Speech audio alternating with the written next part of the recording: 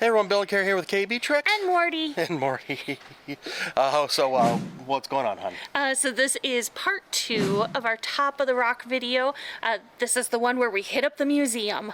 The shuttle just dropped us off, and I think he said this is called Arnie's Building, named after Arnie Palmer, because he did some design work at the golf course here, I think is what he was saying. First room going in, they call this a woolly mammoth room, because they got a woolly mammoth skeleton in here. This is massive. Across from the mammoth is a short-faced bear skeleton, and this is called an American lion. Out the one window here, they're doing some more work. This is going to be an add-on to the tour we took on the golf carts. So that we're at one point we're going to be able to drive through here on those golf carts as part of the tour. To the right is the golf course. You got this structure in the main room, but looks down into the museum below. Kind of like in the artwork on the sides here of woolly mammoths and other animals that were in this area way back when. This is the entrance to the museum. I have to take some steps down. First thing we see off to the left is some American bison. That's a skull, and there's a pile of skulls. This is from 1870, this photo. And there's approximately 40,000 buffalo hides that they overhunted way back in the 1870s. Then our first look through the first room that we come in. Get some fossils and things like arrowheads in this case. If you want, there's a QR code here for you to get some more information. This is the remains of a giant ground sloth, which was common in this area of Missouri. I'm going to the next room, Missouri Treasures. Appear to be many more artifacts like arrowheads and spearheads in this room, clay pots, stones of certain uses like axe heads. They're calling this area the Arrowhead Room. And very interesting how they have them on display. They have all kinds of shapes and sizes. Here's some example of axes. This hallway is fascinating. It's got even more things like axe heads, or whether there was use for tools or weapons. Again, various sizes and shapes. They have a room talking about the history of the History Museum in the area. They have some photos of people that were working to excavate the area for artifacts. And we're going to go into the next room with more Native American artifacts. There's some Native American dress and pots. Very colorful.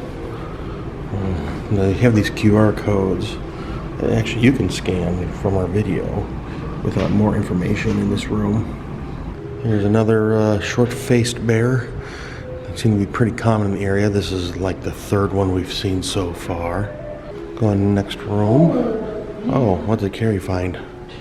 What is this? Now, see why they call it a hell pig. Oh yeah, okay. This is called a hell pig. Wow, that thing is gigantic. According to the sign here, the hell pig is actually closer related to a rhino than it is pigs or hogs. And this is called a terror bird. Yeah, I'm not going to dispute that name. I'd hate to run into this sucker. And the creature that's next to the hell pig is a bear dog. Much smaller, but apparently was more ferocious, or led to believe. It's just kind of crazy to think of a beaver being this large. Oh, that's a beaver? It's a giant prehistoric Missouri beaver. Wow. But you know, like I think of like the little tiny cute beaver things that we see, and they're like what, a quarter of that size? size. Yeah. Super tiny compared to that. Maybe less than a quarter of that Yeah. size. Going in the next room, more Native American artifacts. This looks like a canoe of some sort that's in the middle of the room. And there's some clothing around also. These are drums. There's a war shield and tomahawks and axes. Other weapons. You got moccasins. This was the way how they decorated their horses sometimes. So, like a mask for a horse. This outfit is from a French fur trader. So approximately 1790 to 1820. So I guess these are actually called horse mask. And this one is from 1910. Another decorative thing that they would put on a horse head. Some more clothing, moccasins. Some of these would be more for children. This is a headdress from Chief Little John Turkey. And he had this from 1880 to 1900. Just amazing colors and the work. It's beautiful and it's very long. Next area is historical adornments for very prideful people. This area that looks like they got some bags. These are breastplates that they would wear. And these are shell jewelry. A lot of these are necklaces. This room is for ancient pottery. Got some beautiful work in here. And look at some of this. Like this is a bowl, not pottery, but it's a bowl. But the deer is interesting. It looks to be painted on there. This is another basket. Looks like it was weaved.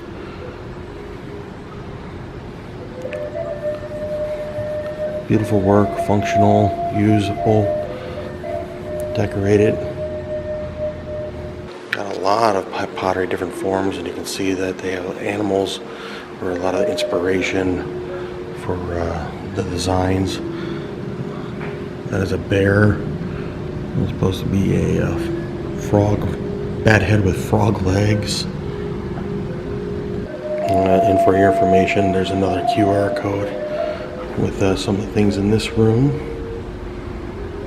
This is called a spiritual gallery. This is Southern Plains courting flute. They look beautiful too. These may never be played again. That's kind of a sad thought. These are pipes.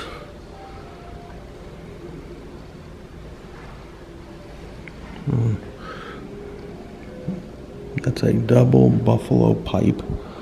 You can see the two buffalo are like butting heads.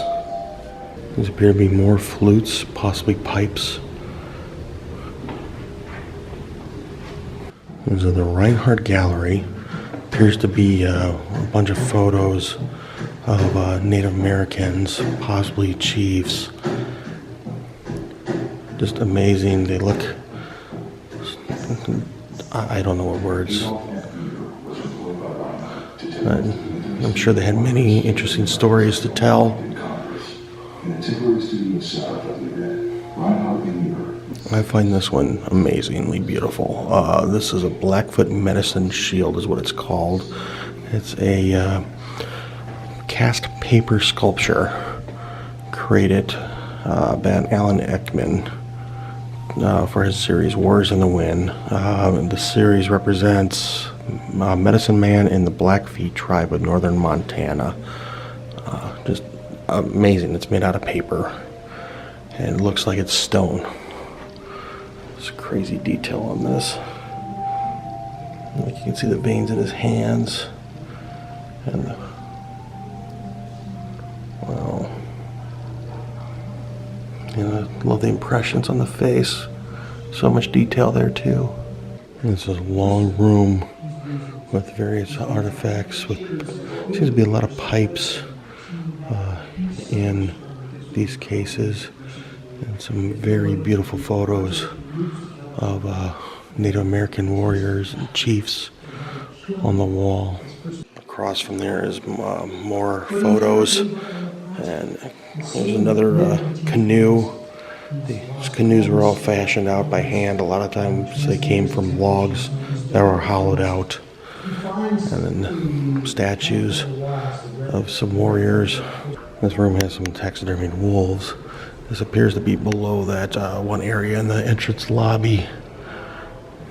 And they got a mural behind depicting bison and other animals that were common in this area from long ago. Like there's mastodon. We saw the buffalo a second ago. They believe this is what the valley kind of looked like way back. This room is for early Ozark agriculture. So these were tools that they used for farming. The Native Americans used for farming. This room just kind of curves around, but it's got some beautiful dresses in here. Amazing work. Oh, I can tell you what, here's another QR code for elk tooth dresses. You can scan that for more information if you want.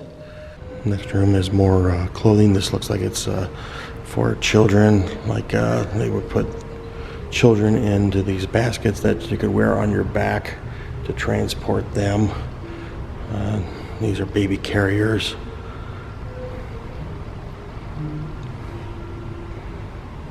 And some models. Looks like they might have some dolls and toys for children. And this painting is just amazing.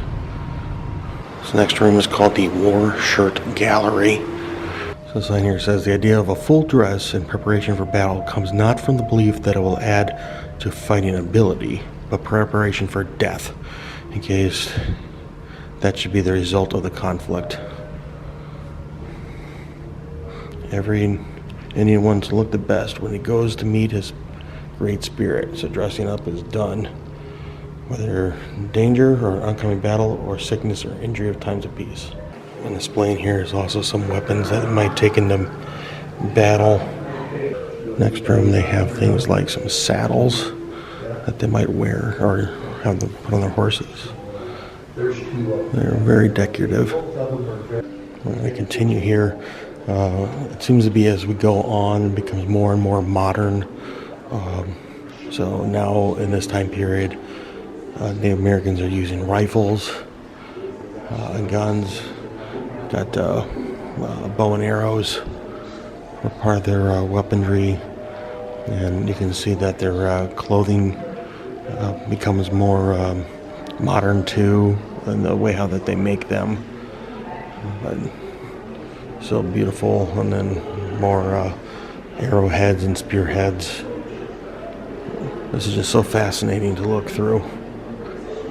This area seems to be growing into more the time of settlers, like the covered wagons from people moving west into this area.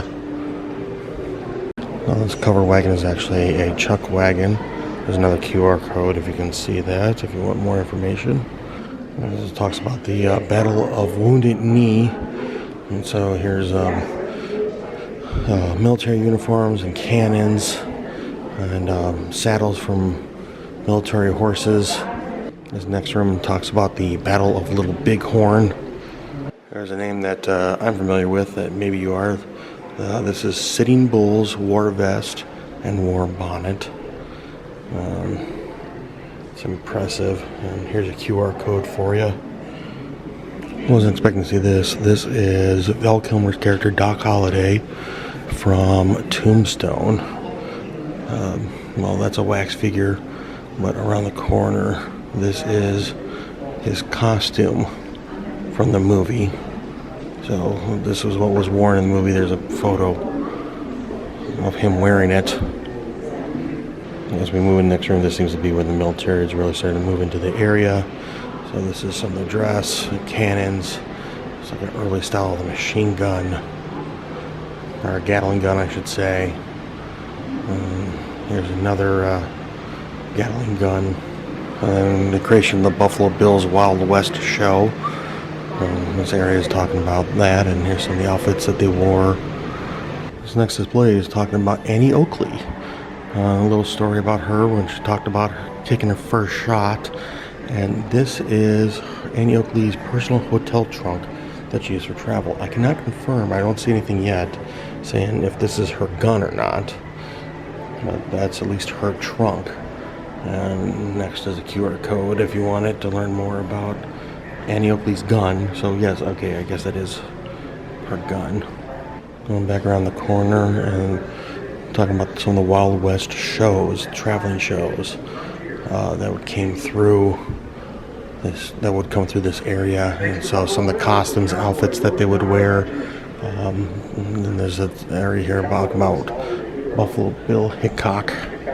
This area talks about perhaps one of the, possibly the most famous cowboy, Roy Rogers. Of course, he's also known as having his horse Trigger.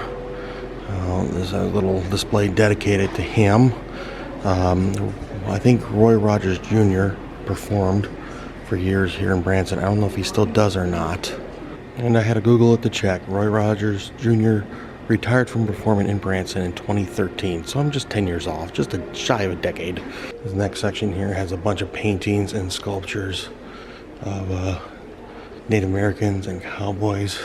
You know, this area has got some famously recognized cowboys through cinema. The Lone Ranger. Remember seeing some of his stuff. Here they boast the world's most famous cowboy hat. This white hat has signatures from Gene Autry, Roy Rogers, John Wayne is on there. Here's the list of some of the other names that are signed on the hat. Oh, another room here. This talk about Abraham Lincoln. There's apparently Abraham Lincoln's Empire desk that he used between 1820 and 1840. This is a beaver top hat, also known as a stovepipe hat. This was not worn by Lincoln. However, it's the same style that became popularized by Lincoln wearing it. Just around the corner from that stovetop hat, these are dresses worn by Mary Todd Lincoln, who was married to President Lincoln. So she wore these around 1866 or 1867. I believe this room is talking about the Civil War era. I have some cannons in here and other pieces of equipment. It kind of depicts a camp site for soldiers during the Civil War era. Like here, there's an audio recording. You can hear someone writing a letter. And there's kind of the types of bed seating area that they might have.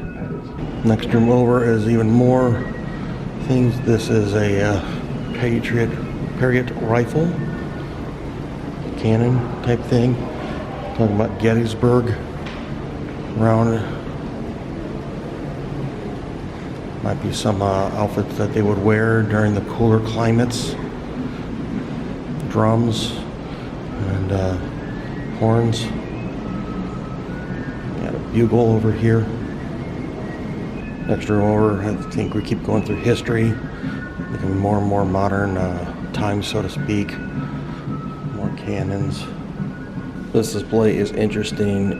Next to this bust of Abraham Lincoln, this is a lock of Abraham Lincoln's hair in this locket. So yeah, that is supposed to be Abraham Lincoln's hair, actual hair in this locket. If I read the sign right, this flag was part of Abraham Lincoln's funeral flag. So this was flown in Washington, D.C.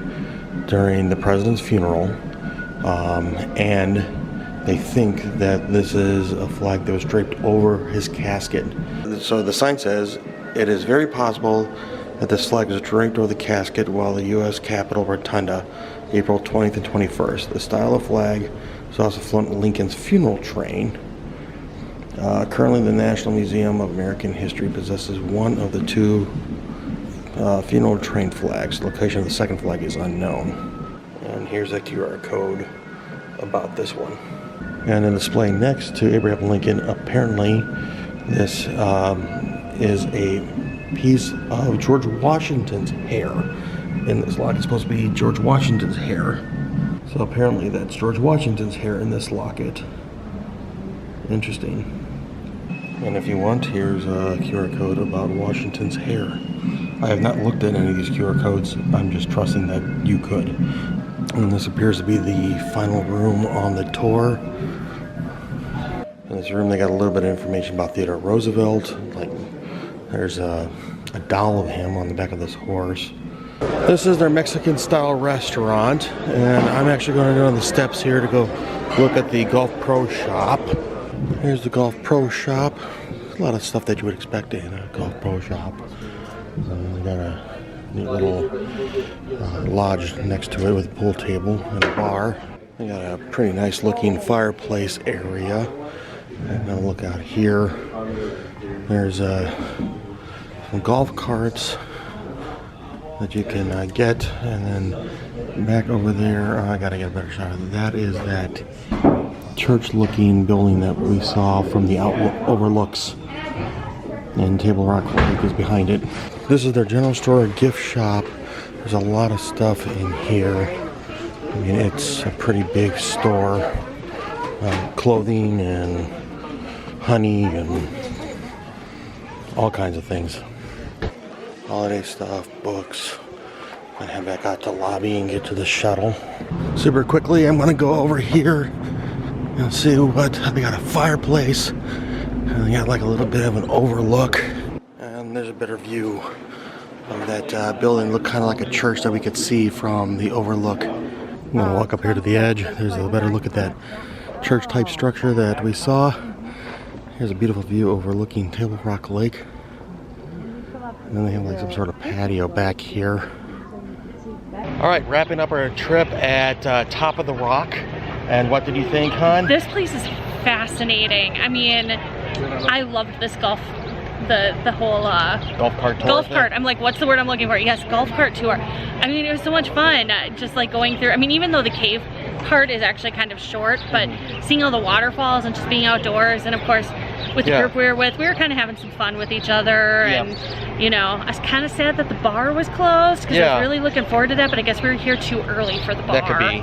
I didn't think about that. And then the museum was interesting. We had lunch while we were here. I mean, really just a fascinating place to come to. Well, let's break it down a little bit. So the golf cart tour, specifically what you think of that? So cool. So cool. Like, I mean, honestly, right now, that's the favorite part of this trip so far. Okay. Yeah. The cave? The cave was really cool as part of the golf cart, so that was fun.